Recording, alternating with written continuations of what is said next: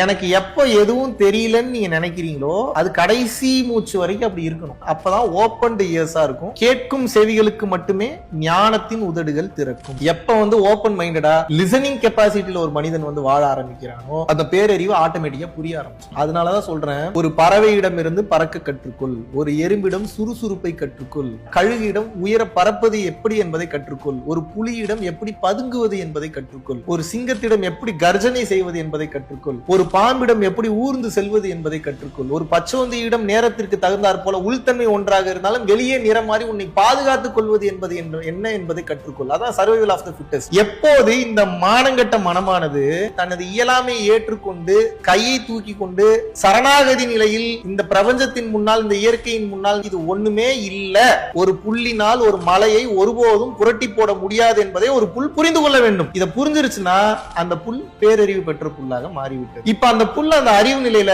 எனக்கு இந்த மலையை நான் எப்படி திருப்பி காட்டுறேன் பாரு அப்படின்னா திருப்ப முடியாது. அந்த புல் அதே சமயத்துல, இறைவா எனக்கு இந்த மாதிரி பல ஜென்மமா ஒரு ஆசை இருக்கு, என்னால முடியாது தெரியும் தான், உனது தனிப்பெரும் கருணையில என் ஆசை ஒரு முறை நிறைவேற்றி தர மாட்டாரு. டெய்லி அந்த புல் அழுது புலம்பும் போது இறைவனின் அருளோட அந்த மலையை புரட்டி போட்டுரும். நாளைக்கு ஒரு 1 ஹவருக்கு மேல லென்த்தி வீடியோவா www.paramporulfoundation.in அப்படின்ற வெப்சைட்ல தாராளமாக நீங்கள் அந்த வீடியோ பார்த்து தெரிந்து கொள்ளலாம்.